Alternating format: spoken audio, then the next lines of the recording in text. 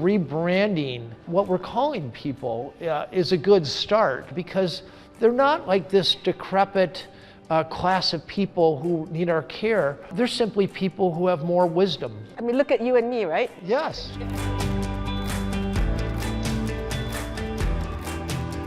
Hi, I'm Karen Ngui. I head up the DBS Foundation, and I also am in charge of Group Strategic Marketing and Communications at DBS Bank. I'm really excited to be here with Dan Buettner today, and I would like to live till 100. Hi, I'm Dan Buettner, National Geographic Fellow and founder of the Blue Zones. I want to help Karen live to 100.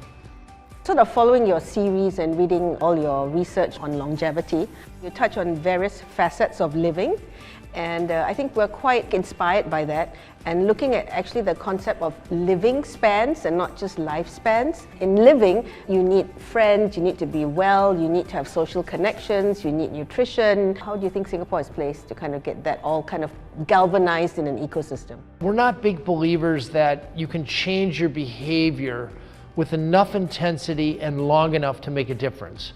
Diets and exercise programs and supplement plans, they tend to be very short term. But our environment, our life radius, that is a long-term intervention.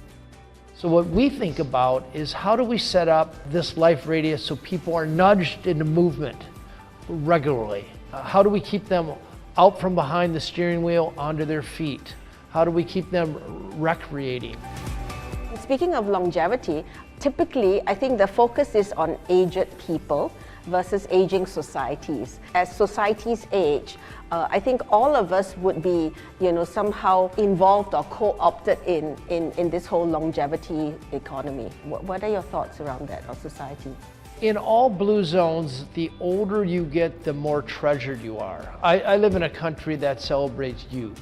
In all of our advertising and our work policies, we are told constantly that the young people are the ones who count.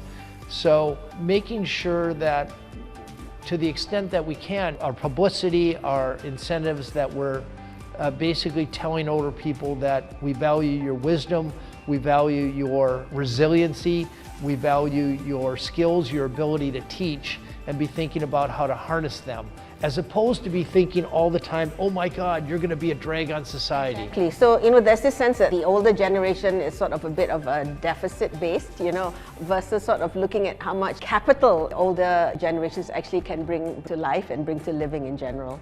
Capital is not only money, but also just quality of life. One of the features of Singapore I like to brag to the rest of the world is this financial incentive to keep older people at home, our grandmas and grandpas at home, or at least in sending them to live near. In America, over 50% of our older people will end up in a retirement home. And as soon as you get put in a retirement home, your life expectancy drops between 2 and 6 years. They get less care, they're more lonely, they're more likely to die of an infectious disease, as opposed to at home, where they're helping with childcare. They're helping to cook, they're helping the little kids with homework. I'm a big believer, when we call people elderly and aged, it kind of all of a sudden puts them in a category. I just call them older people, because at age 20, when you're 30, you're an older person. It doesn't put any stigma. We talked a lot about the individuals, society and the people in society, but I think businesses actually have a huge role to play. And businesses also have an opportunity to benefit from aging societies. It only works when the public sector works well with the private sector. In other words, business and government work well together. We have to pay the bills, but we also have to be part of the solution for society. That's when you get this magic combination.